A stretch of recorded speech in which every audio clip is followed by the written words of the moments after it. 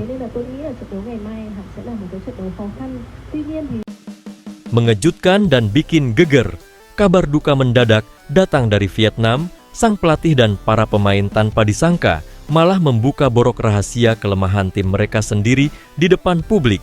Sementara itu, Timnas Indonesia U23 diam-diam siap turunkan skuad paling berbahaya yang siap membabat habis harapan Vietnam di final AFF U2025. Simak video ini sampai habis agar kalian tahu 11 pemain mengerikan Indonesia yang siap habis-habisan malam ini. Pelatih Timnas Vietnam U23, Kim Sang-sik, mengaku buta dengan kekuatan dan kelemahan Timnas Indonesia U23.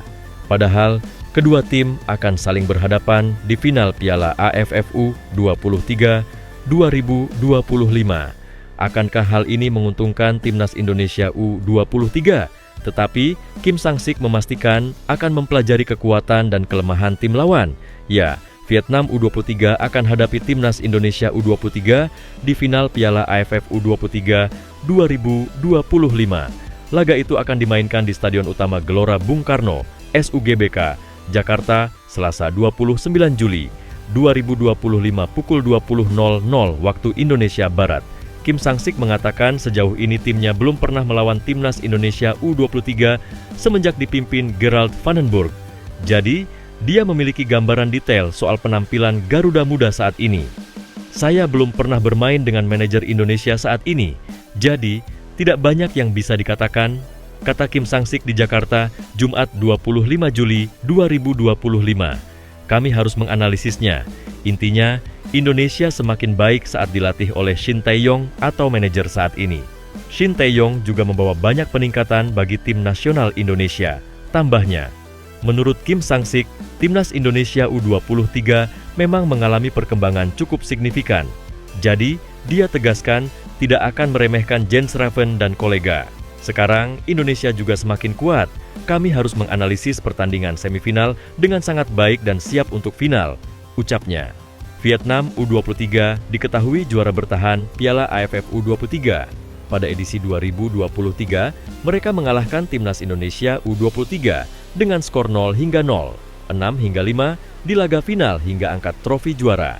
Di sisi lain, kelemahan Timnas Vietnam U23 dibongkar pemainnya sendiri. Akankah Timnas Indonesia U23 sabet gelar juara Piala AFF U23 2025? Pemain Vietnam U23, Nguyen Xuan Bach, mengaku penyelesaian akhir timnya masih menjadi persoalan untuk saat ini. Dia pun memastikan bakal membenahi masalah itu.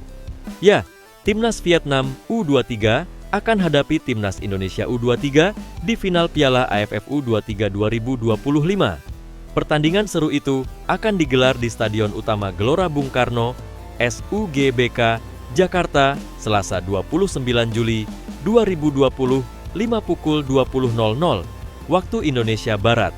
Vietnam U23 melaju ke babak semifinal usai menang 2-1 atas Filipina dalam semifinal Piala AFF U23 2025 di SUGBK, Jumat 25 Juli 2025. Sementara itu, Timnas Indonesia U23 menang atas Thailand 1-1, 7-6 di semifinal. Jelang laga final itu, kelemahan Vietnam U23 terungkap. Xuan Bach menyebut penyelesaian akhir jadi kelemahan yang perlu dibenahi timnya.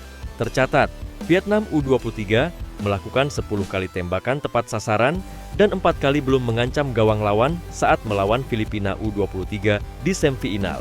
Namun, mereka hanya mampu mencetak 2 gol.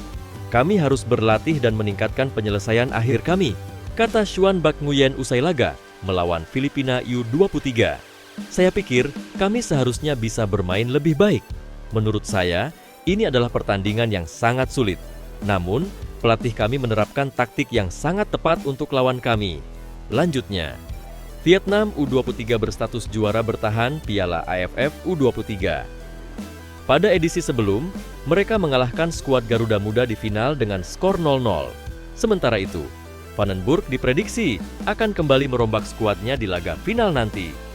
Dengan formasi 4-3-3 andalannya, kiper Muhammad Ardiansyah tampaknya akan kembali dipercaya di bawah mistar gawang usai penampilan apiknya di semifinal kontra Thailand. Duet Kakang Rudianto dan Kadek Arel mengisi posisi bek tengah. Achmad Maulana sebagai bek kanan dan Doni Tri Pamungkas di kanan. Arkan Fikri yang masih belum fit diragukan tampil. Tapi ada trio Raihan Hanan, Tony Firmansyah, dan Robi Darwis yang siap bertarung. Terakhir di lini serang Vandenburg, kemungkinan akan kembali mengandalkan Jens Raven sebagai ujung tombak.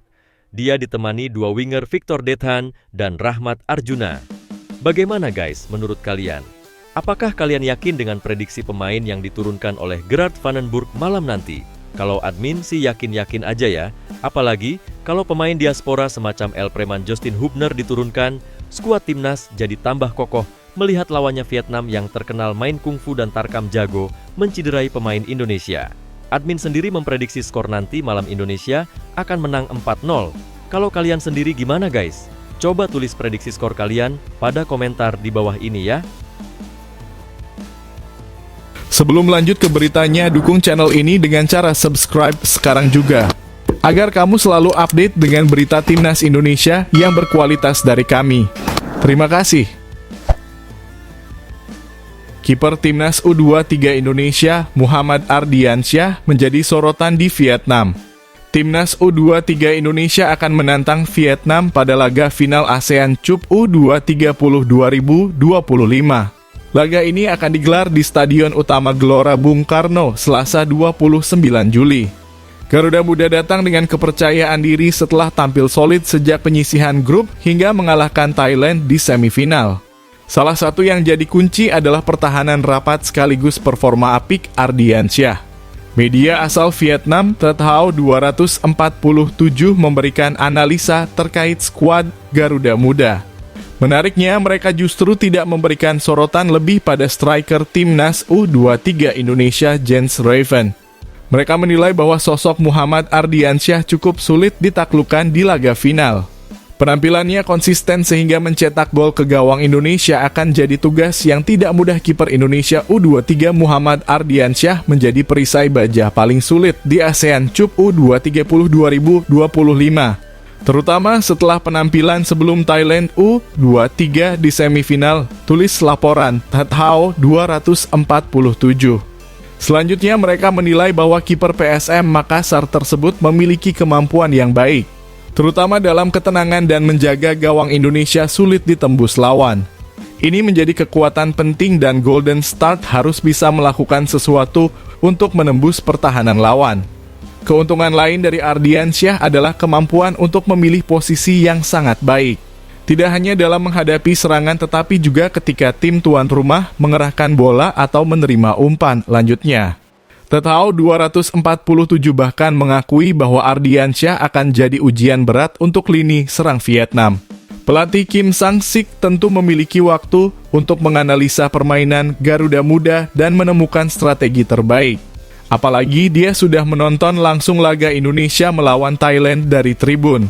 Pertemuan pada Selasa nanti diprediksi akan semakin ketat dan menjadi ujian bagi kedua tim dengan kinerja yang stabil, refleks yang baik dan kepercayaan diri yang tinggi.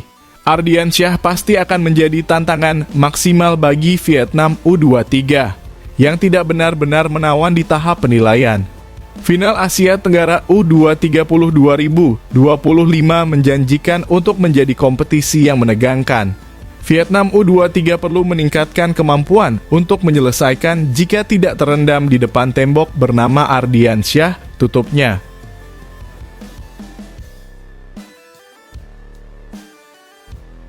Kiper timnas Indonesia Emil Audero resmi bergabung ke klub Serie A US Cremonese. Saga transfer Emil Audero akhirnya terungkap. Kiper timnas Indonesia berlabuh di klub Serie A US Cremonese. Pengumuman resmi dirilis klub pada Minggu 27 Juli 2025. US Cremona mengumumkan perekrutan Emil Audero dari Como 1907 dengan status pinjaman dan opsi pembelian, tulisnya. Sementara Como 1907 mengumumkan bila Emil akan menjalani masa peminjaman hingga akhir 2025 hingga 2026.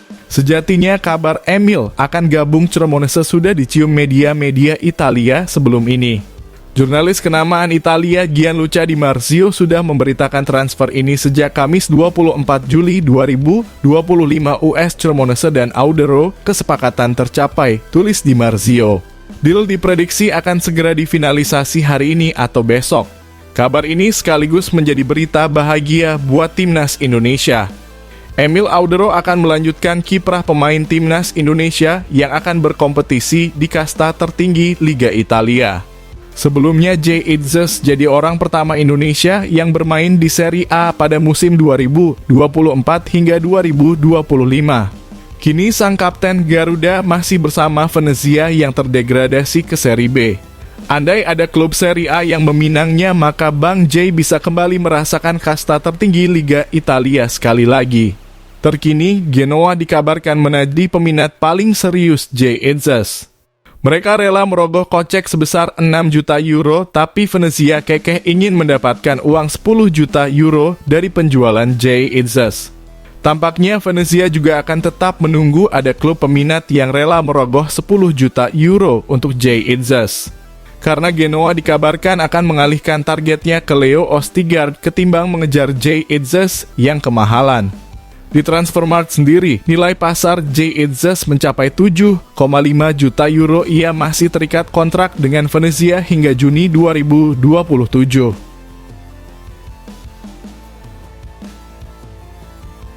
MANTAN pesepak bola profesional Syamsir Alam menilai timnas Indonesia senior era Titus Bonai tidak kalah-kalah amat jika diadu melawan timnas Indonesia saat ini. Ia menilai timnas Indonesia senior diranya memiliki kualitas, namun tidak bernasib baik. Saya tuh bareng sama Patrick Wanggai, Titus Bonai, Diego Michels, Hashim Kipu, Kurnia Meiga, Dirga Lasut, Egy Melgiansyah, Hendro Siswanto, Andik Firmansah, Ferdinand Sinaga, kata Syamsir Alam saat ditanya bermain di era siapa di skuad timnas Indonesia. Menurut saya tuh, kalau misalnya diadu sama yang sekarang timnas yang dulu, ya enggak kalah-kalah juga begitu. Tapi kan ya eranya berbeda dan nasibnya berbeda gitu. Jadi ya kita sekarang hanya bisa mendukung dan mendoakan adik-adik supaya bisa main di Piala Dunia. Lanjut, mantan pemain andalan timnas Indonesia U19 pada 2009 hingga 2010 ini. Sekarang yang jadi pertanyaan, apakah timnas Indonesia yang diperkuat pemain-pemain top seperti Jay Itzes, Ole Romani, Tom Haye dan kawan-kawan bakal kesulitan menumbangkan timnas Indonesia era Titus Bonai dan kawan-kawan? Jika bicara prestasi saat ini, tentu berbeda alias bagaikan bumi dan langit. Jay Itzes dan kawan-kawan selangkah lagi menuju Piala Dunia 2026. Bahkan dengan skuad yang belum seperti sekarang, timnas Indonesia lolos 16 besar Piala Asia 2023.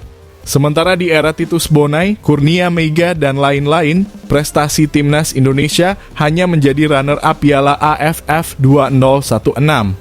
Sementara saat turun di kualifikasi Piala Asia dan Piala Dunia, timnas Indonesia kerap menjadi bulan-bulan. Ketika ada dualisme di PSSI, timnas Indonesia bahkan dibantai Bahrain 0 hingga 10 di kualifikasi Piala Dunia 2014 zona Asia.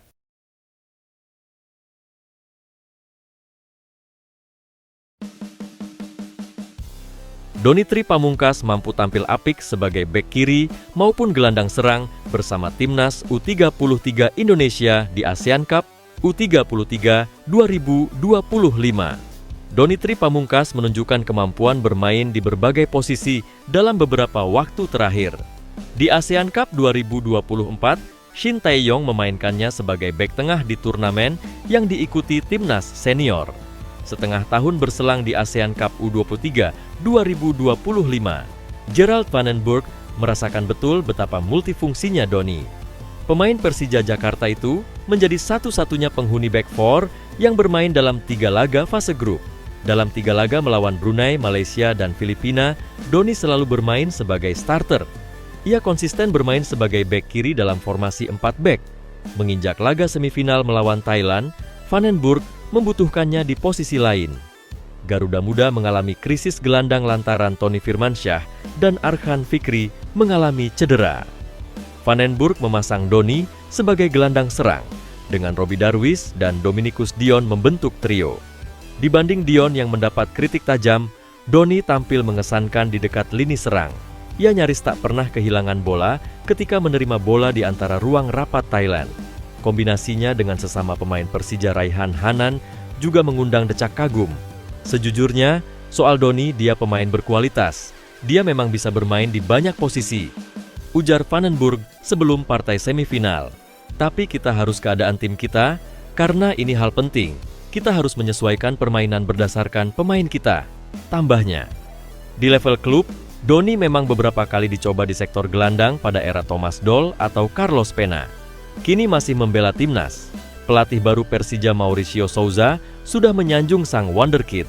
Ada dua pemain hebat dari timnas U33 yaitu Hanan dan Doni, ujar Mauricio Souza usai laga kontra Arema FC Sabtu. Selamat kepada mereka atas hasil yang kalian Indonesia capai, ujar ex-pelatih Madura tersebut. Timnas U23 Indonesia selanjutnya akan menghadapi Vietnam pada partai final Selasa 28 Juli 2025. Mengingat krisis gelandang belum usai, nantikan Doni akan kembali bermain apik di jantung permainan.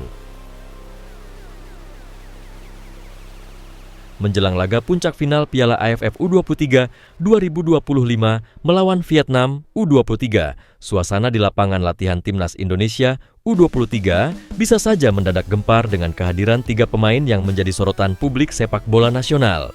Marcelino Ferdinand, Ivar Jenner, dan Rafael Struijk semoga saja secara mengejutkan tampak bergabung dalam sesi latihan terakhir Garuda Muda di Stadion Madia, Jakarta.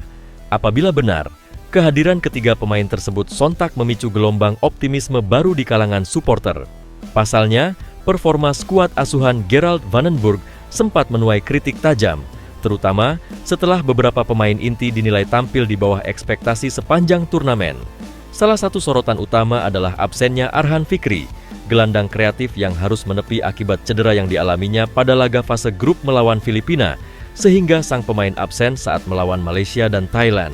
Selain itu, nama Dominikus Dion juga tak luput dari cibiran publik lantaran tampil inkonsisten dan kerap kehilangan bola serta umpan-umpan yang nggak jelas arahnya kemana.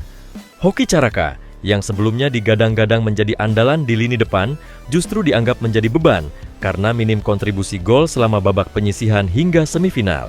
Dalam kondisi krusial ini, mungkin kehadiran Marcelino Ferdinand di lini tengah diharapkan bisa menambah lubang kreativitas yang ditinggalkan Arhan Fikri. Sementara itu, Ivar Jenner, gelandang bertahan yang dikenal lugas, diharapkan mampu menambah kekuatan duel di lini tengah dan menahan gempuran serangan cepat Vietnam yang terkenal disiplin dan agresif. Rafael Struijk, striker muda yang saat ini merumput di Liga Indonesia, diharapkan bisa membawa angin segar di lini serang, menggantikan peran Hoki Caraka yang dinilai belum memenuhi ekspektasi publik. Pelatih Gerald Vandenburg sendiri enggan memberi keterangan detail soal strategi barunya.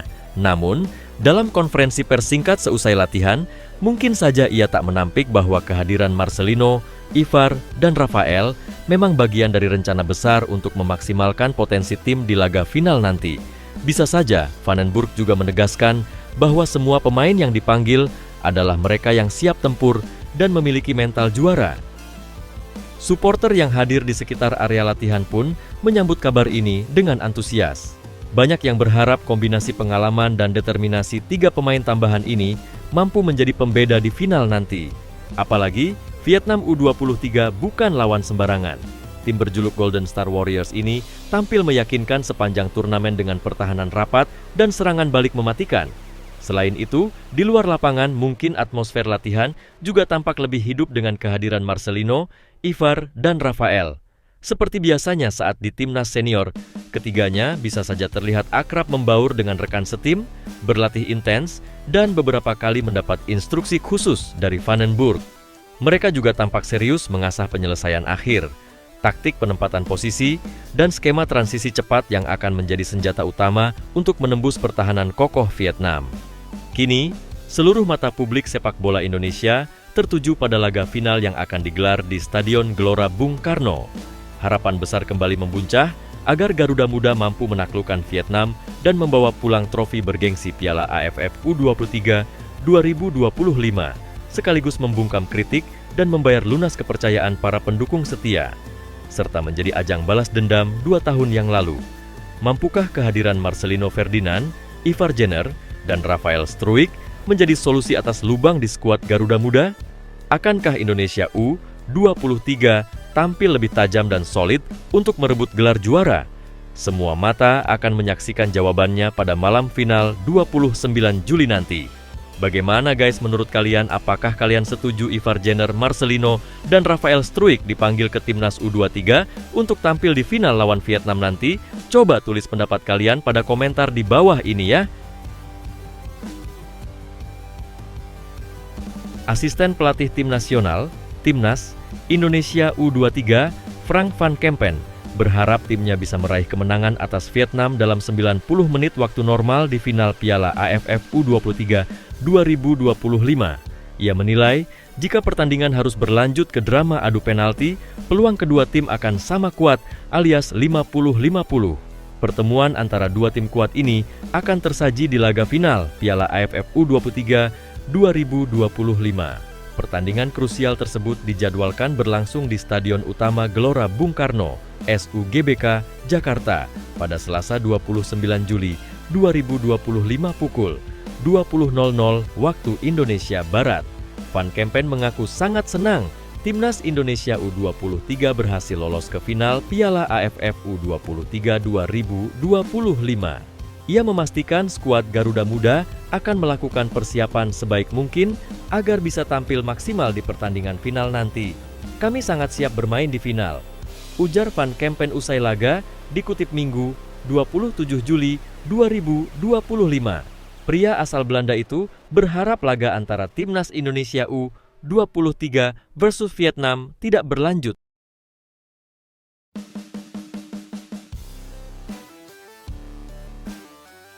Gary Rowett mengungkap terdapat total 12 pemain absen setelah mengikuti kerasnya Piala Presiden 2025. Oxford United mulai merasakan dampak negatif partisipasi di turnamen garapan PSSI, Piala Presiden 2025. Klub kasta kedua Liga Inggris itu menjadi salah satu dari 2 tim asing yang diundang, selain Port FC, Thailand. The Youths melakoni 3 pertandingan di Indonesia, yaitu melawan Indonesia All Star 6-3, Arema FC 4-0, dan Port FC 1-2. Pengalaman positif yang didapat dengan berkunjung ke Indonesia harus dibayar dengan berbagai tackle brutal. Pada laga kontra Arema FC, Ole Romeni menjadi korban ganjalan Paulinho. Tackle tersebut dinilai pantas diganjar kartu merah, dan Romeni harus absen panjang. Lantas pada partai final versus Port FC, Brian de Keersmaker mendapatkan tackle dari Tanabun Kesarat. Kesarat langsung dihukum kartu merah dengan Keersmaker lolos dari cedera. Sepulangnya ke Inggris, pelatih Gary Rowett menguraikan pengalaman buruk tersebut. Itu adalah pukulan bagi kami dalam hal cedera pada pramusim, tutur Rowett di Oxford Mail. Saya pikir dalam satu momen, kami punya 12 pemain absen setelah bermain, tidak pernah ideal. Di antara banyak pemain bertumbangan itu, Romeni menjadi yang paling tidak beruntung. Ia langsung menjalani operasi pekan lalu dan menatap absen beberapa bulan. Saya rasa semoga saja dia adalah satu-satunya yang akan absen lebih lama, ujar Rowett tentang Romeni. Saya membayangkan bahwa dia jelas tidak akan tersedia pada awal musim. Saya mengantisipasi juga mungkin dia akan melebihi periode itu, awal musim. Pihak paling dirugikan dari tackle brutal Piala Presiden 2025 adalah Timnas Indonesia itu sendiri. Romeni merupakan satu-satunya pemain yang bisa mencetak gol untuk Garuda pada 2025. Indonesia akan bermain di putaran 4 kualifikasi Piala Dunia 2026 pada Oktober. Jika Romeni absen sampai saat itu tiba, peluang Indonesia untuk lolos mengecil.